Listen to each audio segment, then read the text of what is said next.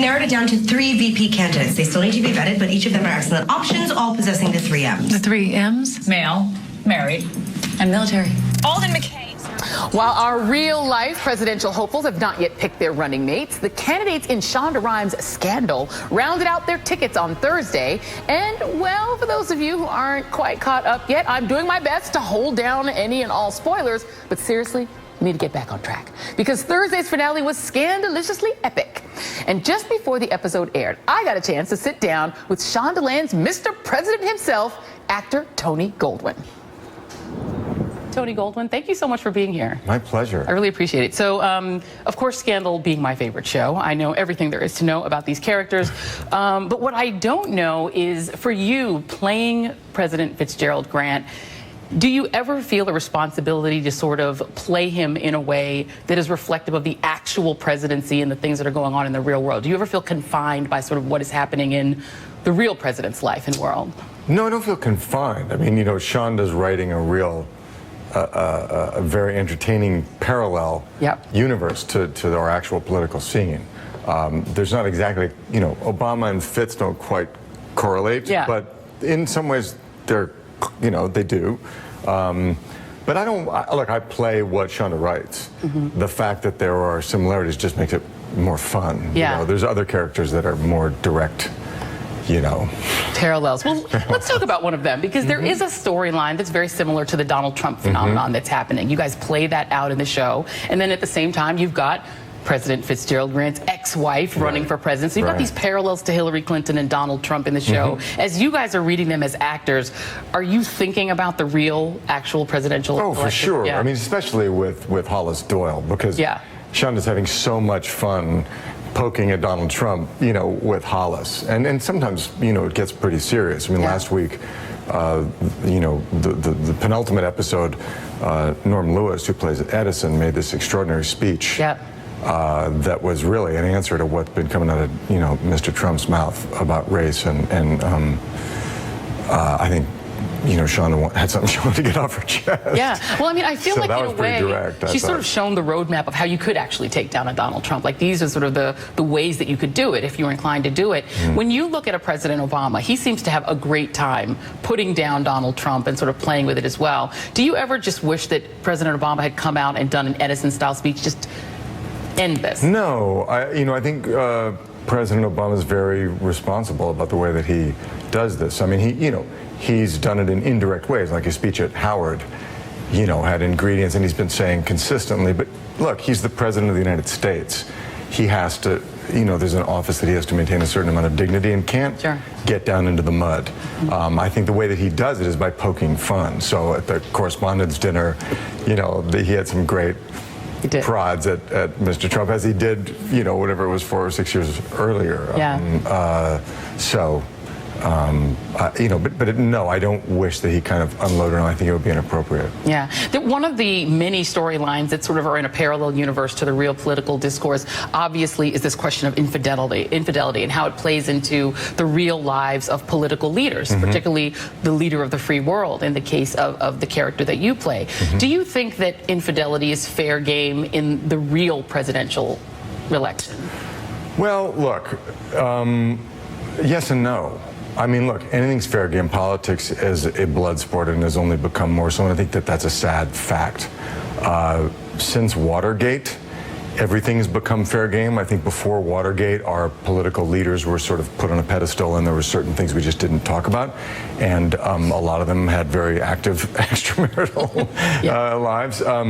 But, you know, look, you're held accountable. And then certainly in the 90s, you know, with President Clinton's troubles, that just blew wide open. So it's suddenly become fair game. So, you know, yeah, it's out there, and you have to answer for it and take responsibility for it. But I think it's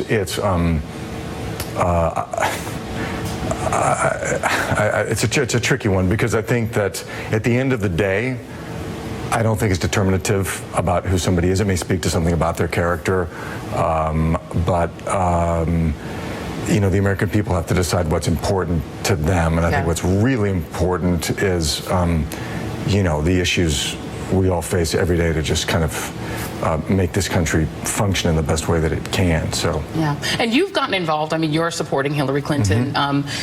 I have noticed that there is not the intensity, whether it's the volume, the number of people in Hollywood, or just the intensity of support for the Clinton campaign that you saw, for instance, with Barack Obama in 2008. Among your friends that are in the business, is it just a fatigue with politics? Is there a greater cynicism? Why do you suppose there hasn't been, why aren't there more Tony Goldwyns out there for Hillary Clinton? Well, I think that, I think it's a mixed thing. I mean, I don't, look, President Obama's candidacy was an extraordinarily galvanizing thing for this country. It was historic. It was so unique that it was extremely exciting. But look, at this point in the primary season of the 2008 elections, a lot of my friends in Hollywood were huge Clinton supporters and felt very upset when when it didn't work out for her, and then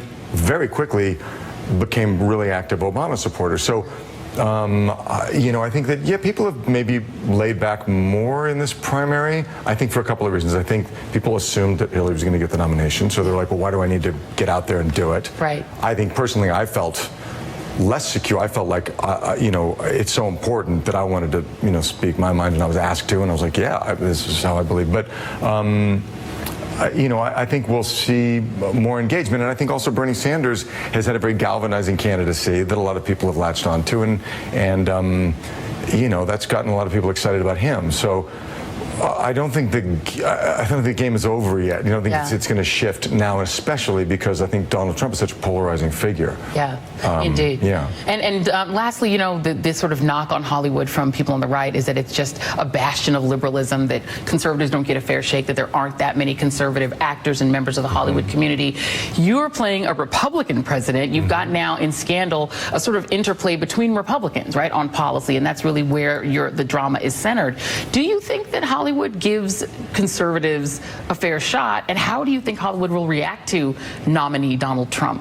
Well, no, I don't think Hollywood does. I think that friends of mine who are Republican artists and feel a little ostracized, sometimes more than a little, and I think that's unfair. Look, this is what makes our country work, and what's beautiful about it is that we can have opposing viewpoints, and we have there's a very healthy tension in our political dialogue, and that's great. Sometimes pretty uncomfortable. So I think it's a problem. But most artists I know tend to be progressive. Yeah. So yeah, there's more liberals in Hollywood than conservatives. But I don't see it as that big a deal. But it is an issue, and I think that now my perception is that conservative or liberal, almost everybody that I know in Hollywood takes great exception with the kinds of things that Mr. Trump has been saying, and the vitriol that he's whipped up, and the xenophobia, and the sometimes veiled, sometimes not veiled racism. I don't know anybody that doesn't have a problem with that. And some of those people may end up supporting him because he's the Republican nominee, but I don't know anyone who is okay with it. Yeah. Art imitating life as an actual entertainer of a sort, because he's certainly not of the sort that you guys are. He's a reality show guy. Different. Running for president is in a different way. But it'll be interesting to watch. Tony Goldwyn, sure will. Thank you so much for being here. Thanks, George. Really Great appreciate it. Yeah. All right. You see why I'm Team Fitz? Team Fitz all the way. All right.